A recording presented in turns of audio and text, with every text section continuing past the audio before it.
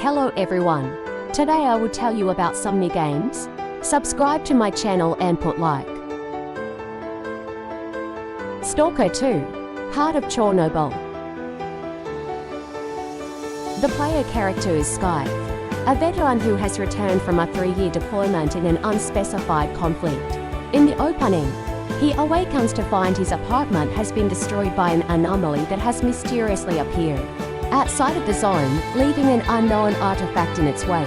Looking to earn money for a new home, he is smuggled into the zone by a scientist, Professor Herman, along with a piece of technology called the scanner that creates local anomalies and can apparently recharge depleted artifacts.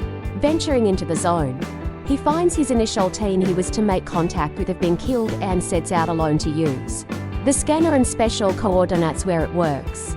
On the third and successful attempt, he is interrupted by an investigation from soldiers of the faction called Ward, dedicated to controlling the zone and stopping its expansion. The soldiers themselves are killed by an unknown third party, who steals Skip's belongings and knock him unconscious. He awakens and sets out to recover the scanner and artifact. Aided by a friendly loner named Richter, he finds himself on the trail of Cider, who sold him and the scientist the coordinates of where to place the scanner, collaborating with either the local stalkers or the Ward in the process.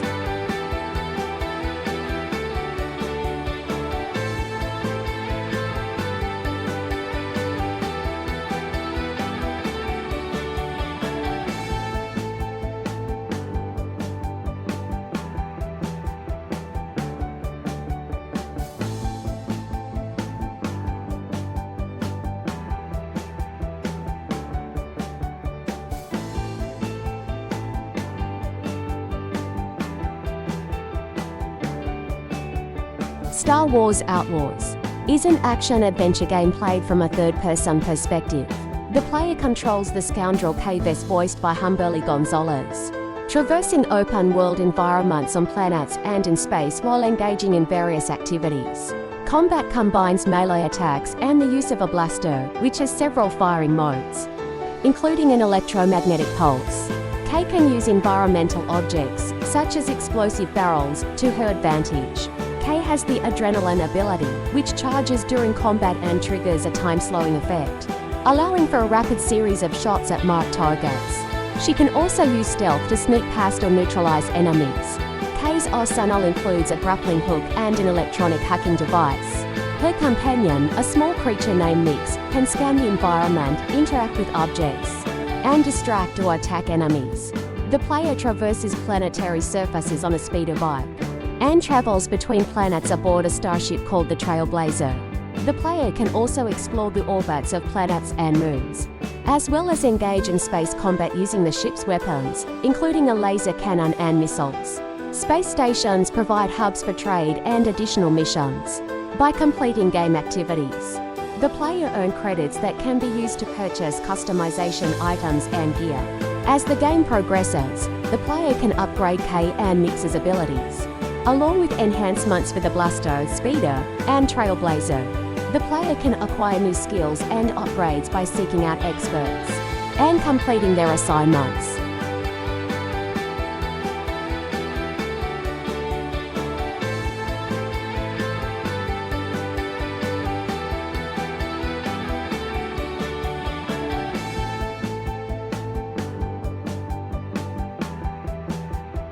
Like previous entries in the Call of Duty series, Black Ops 6 is a first-person shooter, featuring a single-player campaign, a multiplayer component, and the cooperative round-based zombies mode.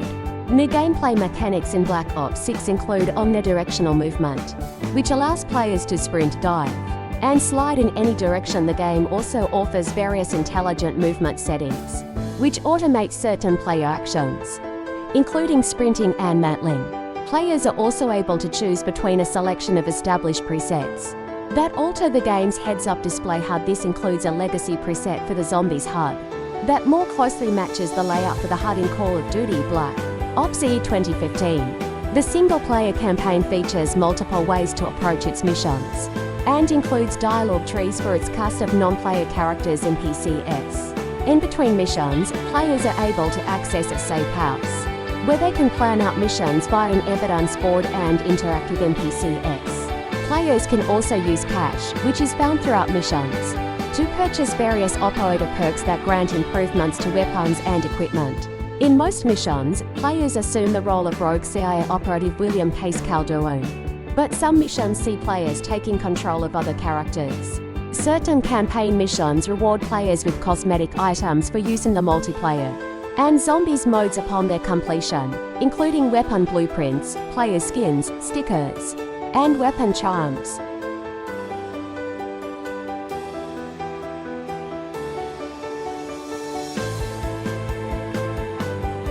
In Warhammer 40,000, Space Marine E, the player engages enemies using a mix of both melee and ranged combat. From a third-person point of view, the player controls Titus, a lieutenant of the Ultramarines chapter and returning protagonist from the first game. Titus is accompanied by fellow Space Marines Charon and Gadriel throughout the campaign, who can be controlled by other players in the game's cooperative multiplayer mode, or by artificial intelligence in single player. Players can parry an opponent's attack, though some hostile attacks are unblockable and therefore must be dodged. Additionally, the player can fight alongside Imperial Guard foot soldiers controlled via throughout sections of the game. Titus is protected by armor. When his armor breaks, his health will drop permanently when he's attacked. Health will only replenish when the player recovers medkits in the game's battlefield. His armor, however, will regenerate after Titus performs an execution attack on an enemy.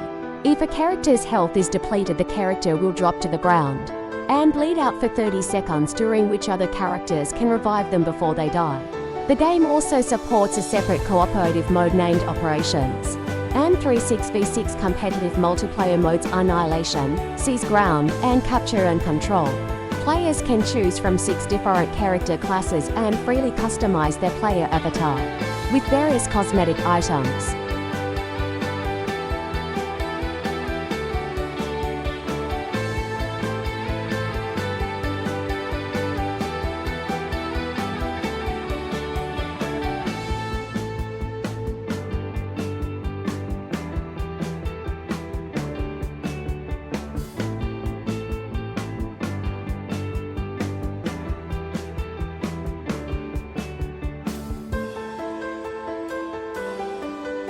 Delta Force, formerly Delta Force, Hawk Ops is a free-to-play first-person tactical shooter for PC, consoles, and mobile. Players assume the role of military operators with unique abilities on the battlefield, in an unnamed conflict set in present-day locations. Military vehicles like tanks and helicopters will be available for players to control, and players can customize their weapons and characters. The multiplayer is free to play with optional microtransactions, and developers have opted against pay-to-win elements, with a separate game currency for cosmetics. Aside from Havoc Warfare, a mode where teams are allocated tickets to win a game, it will also feature an extraction mode known as Hazard Operations. Player progression is largely shared across different platforms with some limitations.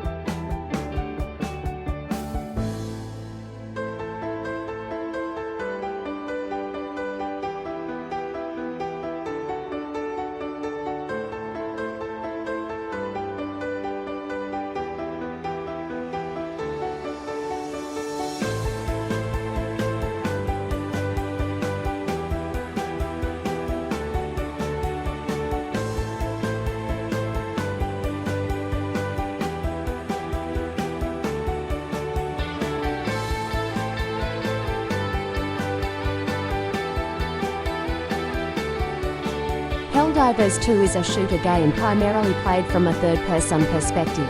Players complete tasks called missions in procedurally generated levels or operations, while fending off hordes of enemies.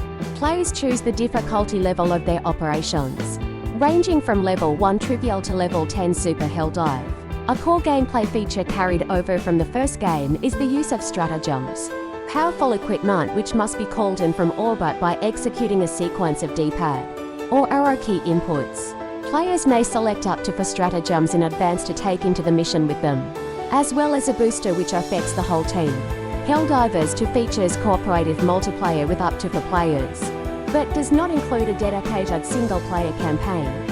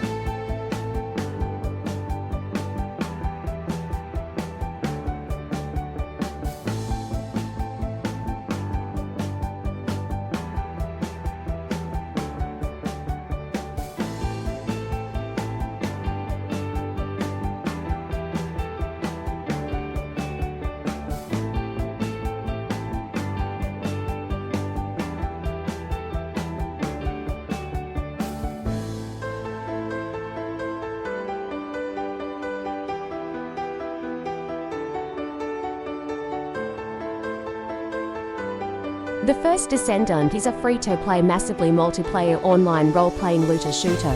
Players take on the role of Descendants, individuals who possess mysterious powers and have become humanity's only hope, against the hostile Vulgus, an invasive alien race. As a Descendant, the player is tasked with objectives related to repelling the Vulgus threat.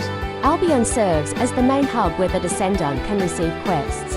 The quests themselves are completed in various battle areas unlocked through progressing the main story. Each Descendant has 1 passive skill and 4 active skills that can be used after a cooldown period. The game features an arsenal of weapons, ranging from submachine guns to launchers, each with their own power levels and effects. Each mission rewards the Descendant with resources which can be used to craft materials, level up the Descendant, and increase their power through the research system. MODs can be selected to improve weapons, with the player able to permanently upgrade them with enough resources.